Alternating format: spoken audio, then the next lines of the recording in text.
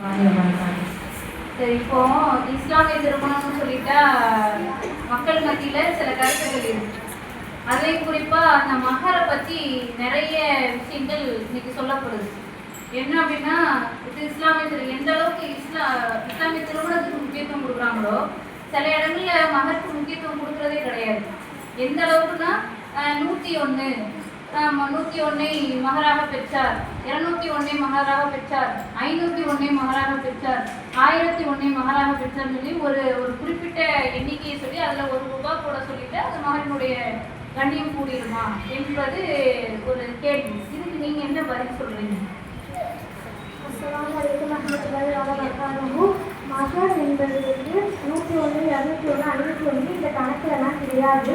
மகர் என்பது வெறும் சமுதாயத்திற்காக கொடுக்கக்கூடிய பொருள் இல்லை, அது அல்லாஹ் ஒரு பெண்ணுக்கு கொடுக்கக்கூடிய உரிமை. யோசித்து பாருங்க, ஒரு பெண் அவருடைய வீட்டை விட்டுட்டு அவருடைய உறவுகளை விட்டுட்டு கணவன் வீட்டுக்கு வந்து தான் வாழ்க்கையை கழிக்கிறார். கணவனுக்காக கணவன் வீட்டில் இருந்து கணவனுடைய தாய்மார்களுக்கு பணிமுறை செய்து குழந்தைகளை பெற்று அது மூலியம் ஒரு கஷ்டங்களாக வாழ்ந்து வைக்கிறார். அப்படிப்பட்ட ஒரு பெண்ணுடைய உரிமையை நம்ம 101, 201, 501 ஒரு சமுதாயமாக மாற்றிவிடக்கூடாது. அல்லாஹ் கூறினான், ஒரு பொற்குவியில மகராக நீங்கள் அவர்களுக்கு கொடுத்தாலும் அது திரும்ப பெறாதீர்கள் என குர்ஆன் கட்டளையிடுகிறது. இதுல நமக்கு என்ன தெரிகிறது? ஒரு பொற்குவியில மகராக கொடுத்தாலும் அப்படின்னு அல்லாஹ் சொல்கிறார். அதாவது மகனுக்கு எந்த ஒரு கணக்குமே கிடையாது. அது அவர் வசதியை பொறுத்து இருக்கிற பெண்ணுடைய உரிமை, மதிப்பு, கண்ணியத்தை இஸ்லாம் நமக்கு சொல்லி தருகிறது. அடுத்து என்ன கேள்வி அப்படின்னா, இப்போ மகர் ஒரு பொற்குவியலே கொடுக்கலாம், 101, 201, 501 இதெல்லாம் அடங்காது அப்படின்னு தெளிவாக வசனத்தோட சேர்த்து. சரி, ஓகே.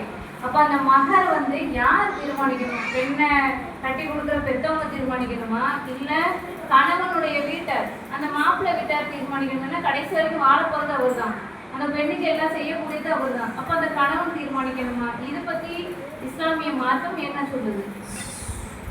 நிறைய பேருக்கு ஒரு தவறான புரிதல் இருக்கு. மகர் என்பது மாப்பிள்ளை வீட்டுக்காரங்க தீர்மானிக்கிறது கிடையாது. இதுல பெண்ணுடைய விருப்பம் தான் இதுல மிகவும் முக்கியம். அல்லாஹ் கூறுகிறான், பெண்ணுக்கு அவர்களுடைய திருமண கொடையை மனப்பூர்வமாக கொடுங்கள், அதை வந்து ஏதேனும் உங்களுக்கு தந்தால் திருப்தியோடனும் மகிழ்வோடனும் கொடுங்கள். இதுல நமக்கு என்ன தெரிகிறது? மகர் என்பது பெண்ணுடைய சொத்து, அதை கொடுக்க வேண்டியது கணவனுடைய கடமை. இதற்கு ஒரு அழகான சம்பவம் இருக்குது.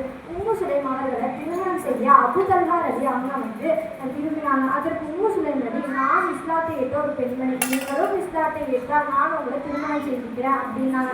அதற்கு பின்னர் அவர் இஸ்லாத்தையும் ஏற்றாரு.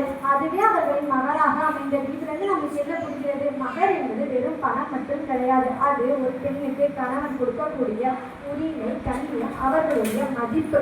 அதனால மகர் அலட்சியமாக நினைக்காம மணப்பெண்ணுக்கு கொடுக்க வேண்டிய மகரை மனப்பூர்வமாக கொடுங்க. அஸ்ஸலாமு அலைக்கும்.